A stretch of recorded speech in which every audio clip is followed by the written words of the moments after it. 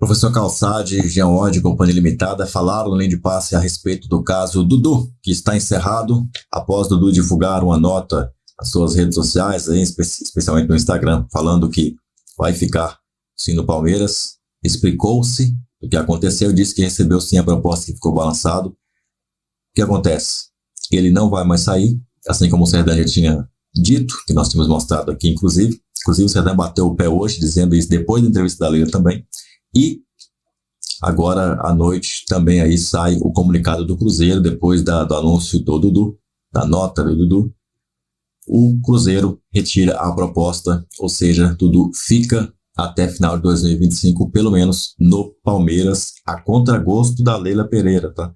O Abel Ferreira deu um coletivo agora há pouco dizendo que está satisfeito, tá? Depois do jogo do Atlético aí, Palmeiras e Atlético e Palmeiras, o Abel fala que conta sim com o Dudu e que não tem nada contra o Dudu, tá? Deixou bem claro aí que foi o único jogador que ele foi churrasco na casa dele, foi o Dudu. E que jogou todos os jogos com ele na temporada 22, no Brasileirão 22, também foi o Dudu, o único jogador. Então, não tem nada contra o Dudu. E eu já imaginava isso porque que você olha os dois comemorando títulos e tudo, se bem que em título tudo é a festa, né? Mas mesmo assim, parece que tem ali um trato especial do Abel com o Dudu, então não consigo imaginar que o Abel tem algum tipo de rixa com o Dudu, alguma coisa do tipo. Só que também o Abel deixou claro que quer que os jogadores corram. Se precisar voltar atrás, correndo atrás de fulano de tal, porque ele pediu que faça isso, tem que ser feito. E é uma coisa que o Dudu vai ter que fazer, não tem jeito. Se quiser jogar no Verdão do Abel Ferreira, esse é o sistema. O Abel disse também que o Dudu não é um jogador comum, chegou a comparar até com o Cristiano Ronaldo, ali, claro, com as proporções ali, dizendo no Real Madrid ali como é que foi para sair o Cristiano Ronaldo, etc e tal, como é que era a situação. Mas é aí que tá. Eu fiz a mesma comparação. O Messi lá do Barcelona, Cristiano Ronaldo do Real Madrid e até da Juventus, por que não, né? No Manchester United já foi diferente. Bom, lá o Cristiano Ronaldo já não conseguiu jogar. Neymar também, Neymar no Barcelona e até no próprio Santos. E o PSG, por que não? Na seleção. Neymar talvez um dos mais privilegiados aí, né? Mas é porque ele teve mais times, talvez. E o Ronaldinho Gaúcho no Atlético. O Cuca colocou o Ronaldinho ali de meia atacante, ali jogando atrás ali do Jô, entre ali o Bernard e o jogador que eu estava ali pela direita, que agora me fugiu, acho que era o Tardelli mesmo que fazia ali o lado, né? Colocava-se muito o Tardelli ali. E aí, meu irmão, o Ronaldinho ficava ali, Bernard que ficava com a alegria nas pernas, como diria o Filipão, pra lá e pra cá, entendeu? Correndo igual um doido. E era isso, cara. Então ele descansava o Ronaldinho para quando ele pegar na bola ele resolvia.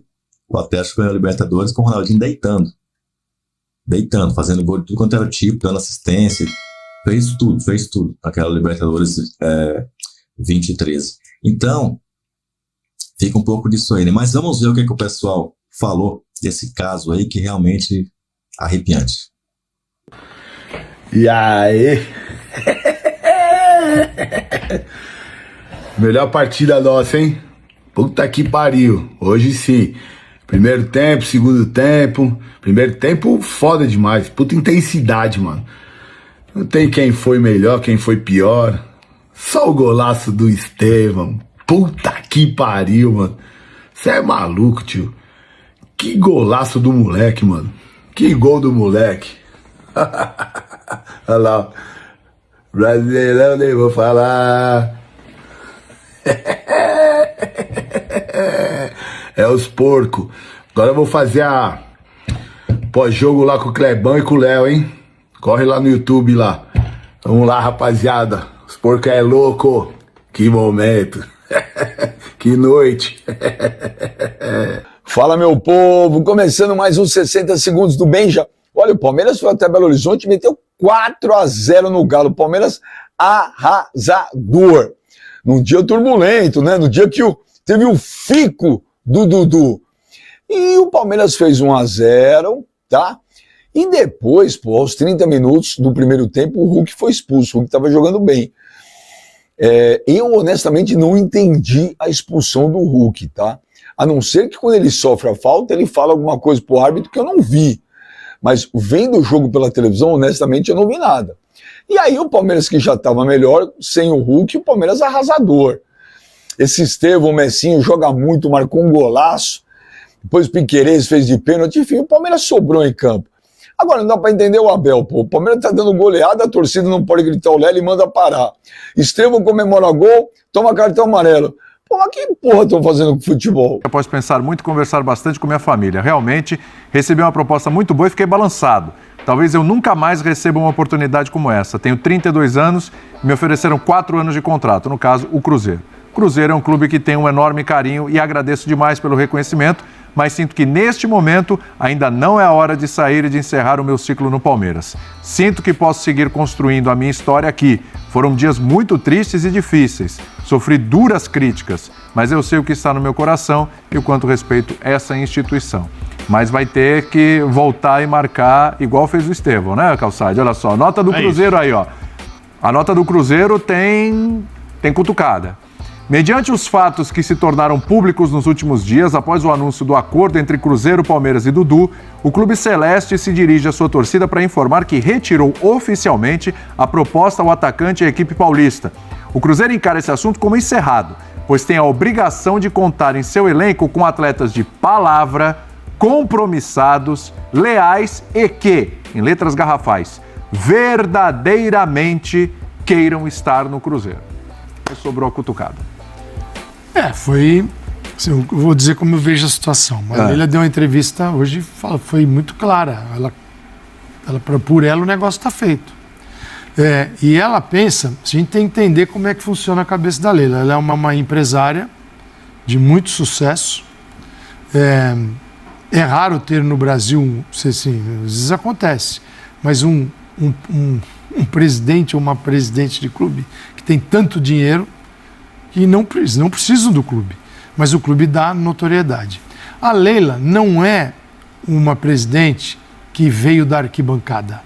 A vida dela não é a vida de torcedor, não é a vida emocional, que é aquela coisa do torcedor que vira presidente e aí faz qualquer coisa quando vira presidente.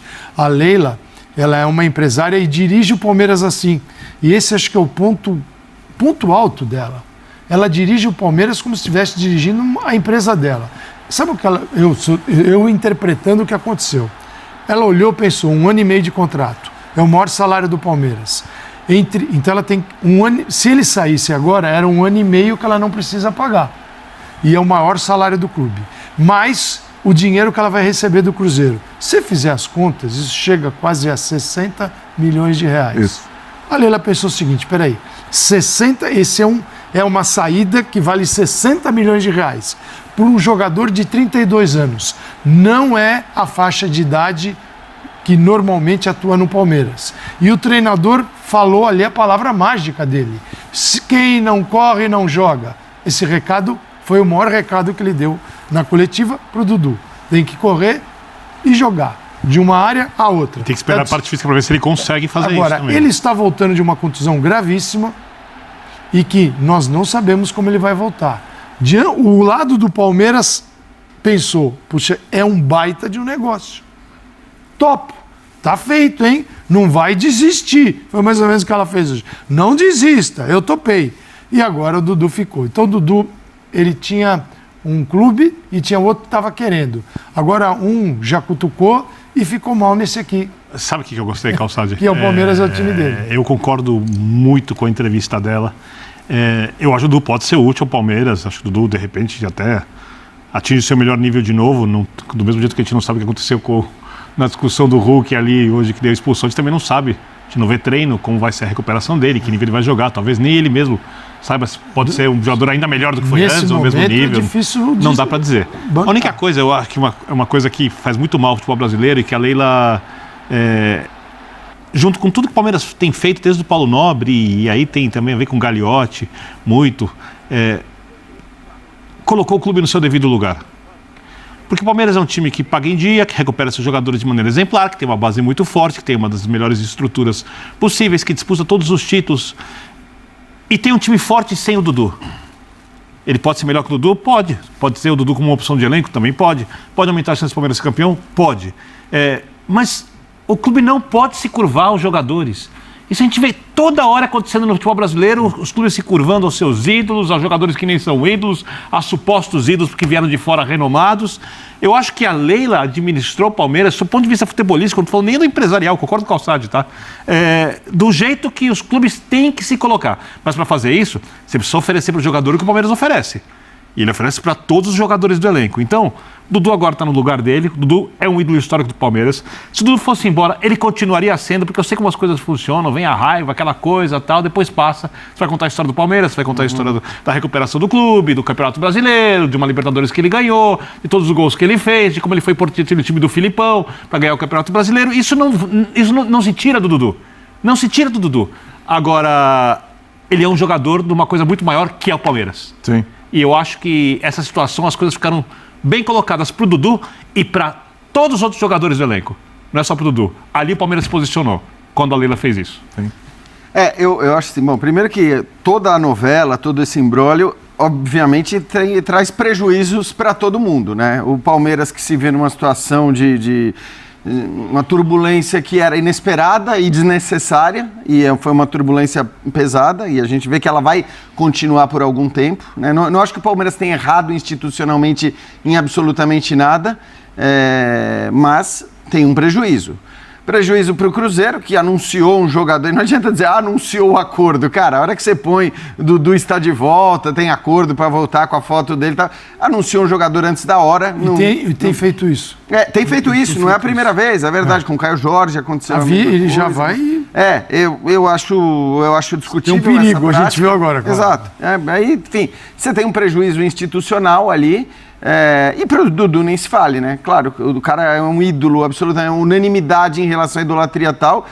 Por mais que a gente até esteja vendo nesse momento, talvez a maior parte da torcida já ao lado do Dudu, sim, não é mais 100%, não é mais uma unanimidade, ele vai ter que dar uma remada para recuperar golzinhos em clássicos e mata-mata. Até acho que no futebol brasileiro essas coisas são muito rápidas para você fazer todo mundo esquecer.